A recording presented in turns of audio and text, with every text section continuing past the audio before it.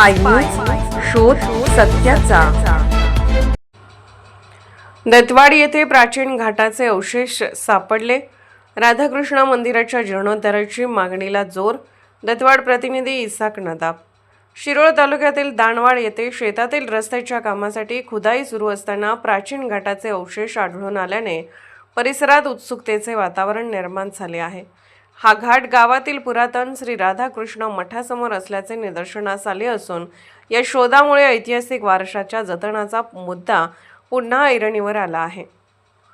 संगम भूमीला ऐतिहासिक व आध्यात्मिक महत्त्व। दानवाड येथे कृष्णा नदी आणि दूधगंगा नदी यांचा पवित्र संगम आहे।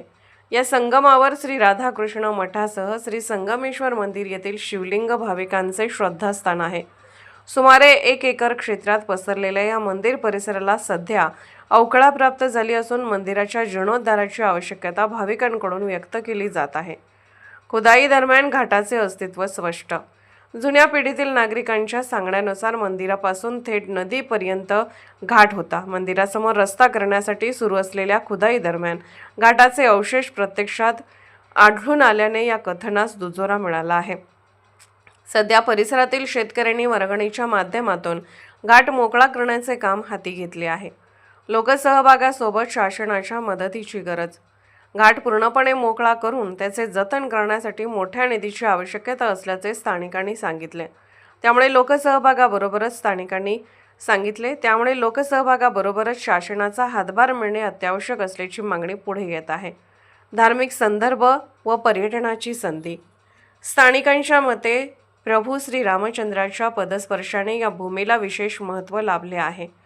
येडूर महात्म्य तसेच इतर काही धार्मिक ग्रंथात या क्षेत्राचा उल्लेख आढळतो असे सांगितले जाते।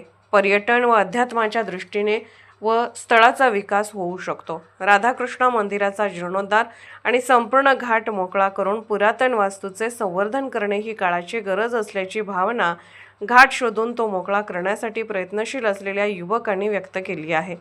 दानवाडहून स्पाय न्यूजसाठी इसाक नदाब। सत्य संकल्पाचा दाता नारायण या उद्देशाने या नवे दानवाड व जुने दानवाड या दोन्ही गावाला धार्मिक वारसा लाभलेलं राधाकृष्ण मंदिर, या राधाकृष्ण मंदिराजवळ आज रस्त्याचं काम करत असताना या ठिकाणी पुरातन घाट आपल्याला घाटाचा उजाळा आपल्याला घाटाचे पुरावे आपल्याला मिळालेले आहेत। त्या घाटाचं अस्तित्व मंदिराजवळ व त्याचबरोबर नदीपात्रामध्ये या घाटाचे अस्तित्व दिसून येत होते।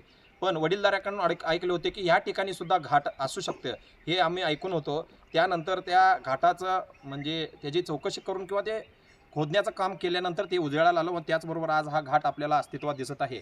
या घाटासाठी येथील स्थानिक शेतकऱ्यांच्या सहकार्याने व गावकऱ्यांच्या सहकार्याने हे काम चालू आहे। त्याचबरोबर हे जर काम तडीस न्यायचं असेल तर या भागातील लोकप्रतिनिधी, दानशूर व्यक्ती व दोन्ही गावातील ग्रामस्थांची ह्याला योग्य ती मदत लागणार आहे। कारण ह्या खर्चिक बाजू असल्यामुळे ह्याला मोठ्या स्तरावर खर्च येणार आहे। तरी सर्वांनी या कामासाठी सढळ हाताने मदत करून हा काम तडीस नेण्यासाठी आपण प्रयत्न करूया व हे काम करून या राधाकृष्ण मंदिराला किंवा श्री राधाकृष्ण व संगमेश्वरांना आपण ह्या सेवा करण्याची आपल्याला संधी मिळाली आहे। ती संधी सर्वांनी आपल्याने सेवा करून घेऊया। धन्यवाद।